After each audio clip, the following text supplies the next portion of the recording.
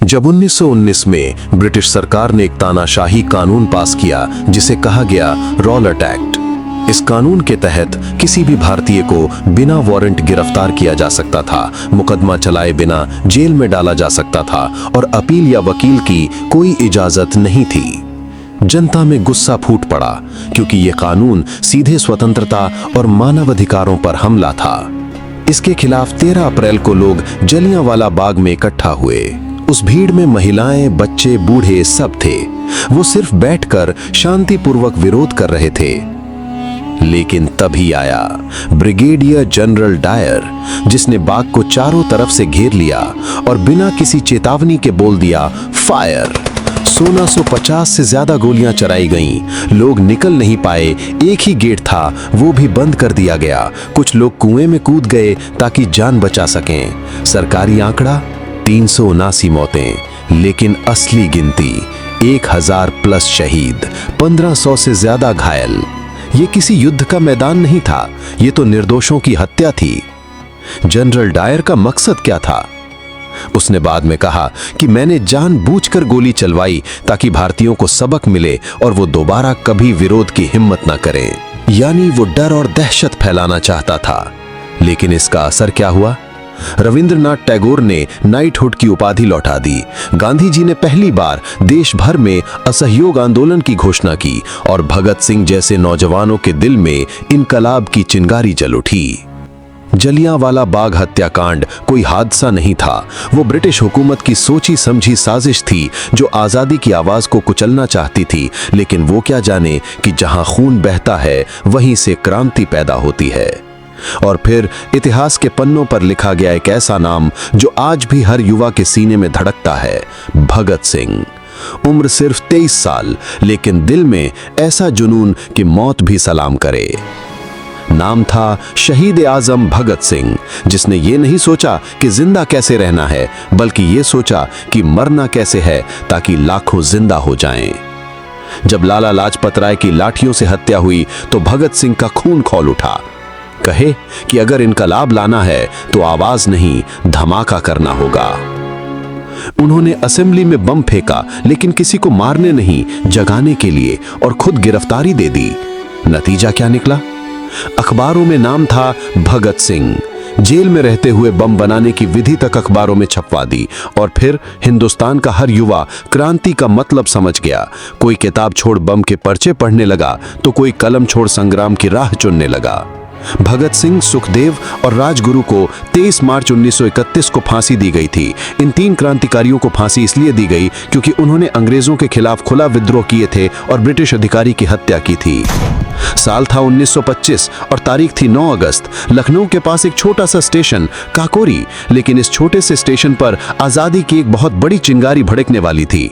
British सरकार का खजाना ले जा रही थी एक ट्रेन, और उसी ट्रेन पर हमला किया भारत मां के कुछ सपूतों ने, राम प्रसाद बिस्मिल, अशफाकुल्ला खान, चंद्रशेखर आजाद, राजेंद्र लाहिड़ी और उनके साथी। इनका मकसद सिर्फ पैसा लूटना नहीं था, इनका मकसद था ब्रिटिश सरकार को झटका देना, उनके दिल में डर बैठाना और उस पैसे से भारत की आजादी की लड़ाई को तेज करना। उन्होंने पूरी प्लानिंग से ट्रेन रोकी, हथियार निकाले, खजाना अपने कब्जे में लिया और बिना किसी मासूम को नुकसान पहुंचाए वहां से निकल गए। लेकिन एक दुर्भाग्यपूर्ण घटना में एक मुसाफिर की मौत हो गई और बस फिर क्या था, ब्रिटिश सरकार बौखला गई। देश भर में गिरफ्तारियां शुरू हो गईं। 28 लोगों को आरोपी बनाया गया और आखिरकार राम प्रसाद बिस्मिल, अशफाकुल्ला खान, राजेंद्र लाहिड़ी और ठाकुर रोशन सिंह को फांसी दे दी गई। लेकिन इन फांसियों ने डर नहीं फैलाया, बल्कि आजादी की आग को और तेज कर दिया। दोस्तों, जब पूरा ब्रिटिश शासन हिंदुस्तान के वीरों को खोजने में पागल हुआ पड़ा था, तब एक नाम ऐसा था जो उनकी आंखों के सामने होकर भी उनकी पकड़ से बाहर था। आइए जानते हैं उनके जीवन के बारे में। पूरा नाम चंद्रशेखर तिवारी। जन्म 23 जुलाई 1906, भावरा गांव, जिला अलीराजपुर, अब मध्य प्रदेश में है। पिता पंडित सीताराम तिवारी, माता जगरानी देवी, जाति ब्राह्मण। माता चाहती थी कि बेटा संस्कृत सीखे और पंडित बने, इसलिए उन्हें पढ़ाई के लिए वाराणसी भेजा गया। लेकिन नियति को कुछ और मंजूर था। साल था 1921, देश में महात्मा गांधी ने असहयोग आंदोलन शुरू किया। चंद्रशेखर सिर्फ 15 साल के थे, लेकिन खून में क्रांति की लहर दौड़ गई। वाराणसी में आंदोलन में भाग लिया, गिरफ्तार हुए। जब जज ने नाम पूछा तो जवाब दिया, नाम आजाद, पिता का नाम स्वतंत्रता, निवास स्थान जेल खाना। तब से ही लोग उन्हें आजाद कहने लगे। असहयोग आंदोलन के स्थगित होने से निराश होकर आजाद में हथियार उठाने का रास्ता चुना। वो जुड़े राम प्रसाद बिस्मिल, अशफाक उल्लाह खान, राजेंद्र लाहिड़ी जैसे क्रांतिकारियों से।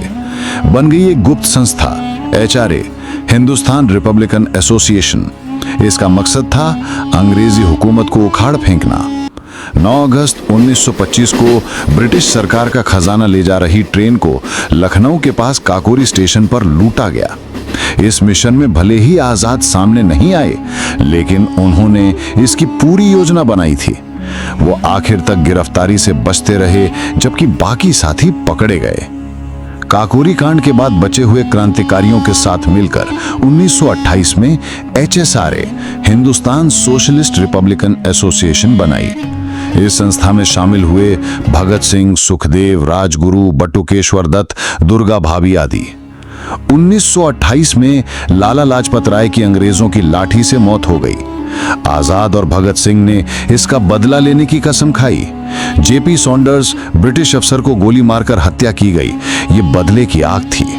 चंद्रशेखर आजाद इतने चतुर और चालाक थे कि अंग्रेज उन्हें कभी पकड़ नहीं पाए। झांसी के जंगलों में उन्होंने छिपकर प्रशिक्षण केंद्र चलाया। उनके बारे में कहा जाता है, आजाद हवा में घुल जाते थे, न चेहरे का पता चलता था न ठिकाने का। वो अदृश्य योद्धा थे जो दुश्मन के नाक के नीचे रहकर भी उनके लिए पहेली बने रहे। 27 फरवरी 1931 इलाहाबाद के अल्फ्रेड पार्क में ब्रिटिश पुलिस ने उन्हें घेर लिया। लंबी मुठभेड़ चली। जब आखिरी गोली बची तो वो गोली खुद अपने माथे पर चला दी। वादा था, मैं कभी जिंदा नहीं पकड़ा जाऊंगा, और उन्होंने उसे निभाया। इलाहाबाद का अल्फ्रेड पार्क आज चंद्रशेखर आजाद पार्क के नाम से जाना जाता है।